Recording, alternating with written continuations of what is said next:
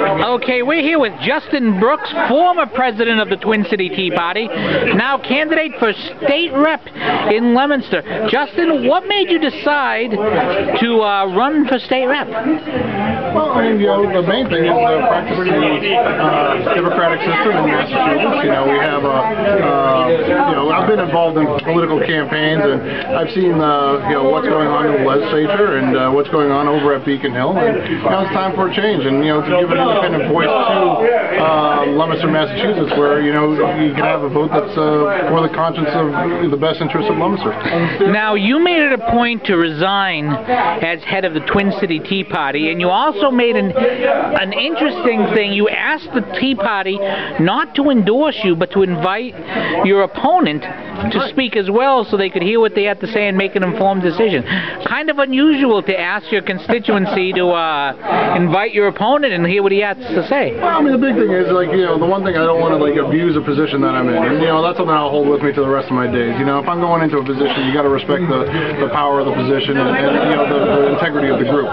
With the Twin City Tea Party, we had a strict policy, we still have a strict policy of not endorsing candidates. And just because the president of the Twin City Tea Party steps down to run for a different office, doesn't mean that we need to expect an endorsement from. I expect them to, I expect a lot of people to support me, which is great. Hopefully I can win over them on a lot of the issues that are out there, and they can come out and show their support in the way that they feel best. But no, there's no way that a group should endorse somebody. I mean, you're running into something impure at that point. Now, what was the deciding factor? Was there a particular issue that's made you say, I have to run at this point, this is the time where I have to do something? Well, timing's always good. I mean, I think, the last thing you want to do is wait too long. I think right now the cards were kind of lined out. Things seemed like it did seem like a good position, a good time to run. And and a lot of people said, hey, you're kind of crazy. You're running on a presidential year. Okay, I mean, that may be true, but at the same time, I also think that with the current administration, I don't think that you're going to see the same support coming out there for as it was in 2008. Are you suggesting that Obama on the top of the ticket might not be an advantage to your Democratic opponent? I don't think you got to look at it in the district, and I'm not sure in this district that that's going to translate. And I think that when you're going to be looking at a lot of the other offices that people can vote in this district, or at least in Leominster, they're going to be able to make a decision based on who they feel is best. And that's what I wanted to bring it down to. I don't think the presidential election is going to play too much of a role. Of course, there's going to be some people, but I think there's going to be a lot of people coming out, hopefully around an equal level, so it kind of evens the playing field. So then they have to pay attention to the local candidates. What will you, other than the fact that as a Republican you would give a little more balance to a very unbalanced state house, what would you bring to the table that your opponent would not, in your mind? Well, Justin, the show is Oh, thank you. I appreciate at the table. See, he's so busy doing an interview he forgot his camera. See, we're very informal here doing interviews. Well, that's all right. This always adds to good character in the video, but I do appreciate my camera. So now that you've recovered your camera, because I haven't cut yet, what is it that, other than a camera that you've now recovered, what do you bring to the position that your opponent would not, in your opinion? There's a lot of things. I mean, one thing I'll just bring off the bat is,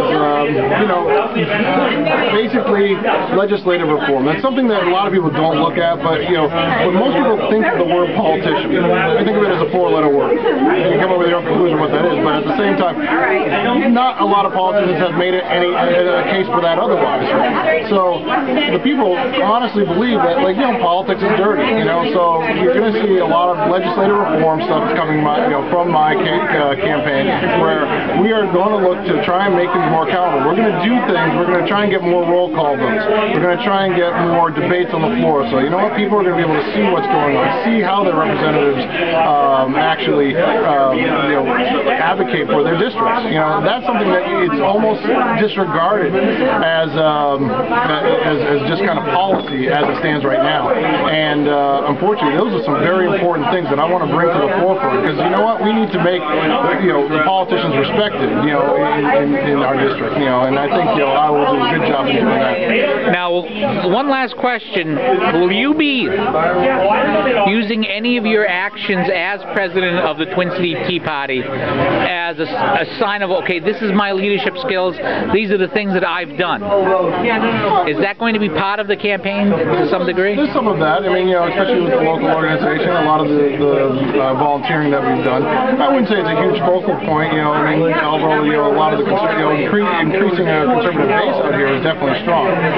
But the main thing is I garnered a lot of support from friends out here, so I think hopefully we'll win them over, and hopefully they can help me out. And as I said, it's all on a personal level. So. Well, you're certainly known in the GOP areas because of all your work, so that certainly can't hurt. Well, I'm always trying to get. I don't think I've ever met anybody on either side of the table that I haven't had a good conversation with. The only people I can't really stand are people that are belligerent. You know what I mean? Or wearing fedoras. Yeah, you can't trust those people. No, but you know what I mean. I can have a good conversation. I've had conversations with people that are really far left. But you know what? At the end of the day, we'll disagree on policy. But you know what? We just have a different way of looking at what's actually going to create real change. All right. Well, Justin Brooks, candidate for state rep. Thank you very much for your time, and a merry 4th day of Christmas here at the Twin City Tea Party Christmas event. Merry 4th day of Christmas to you too, and a Happy New Year. Happy New Year to you as well.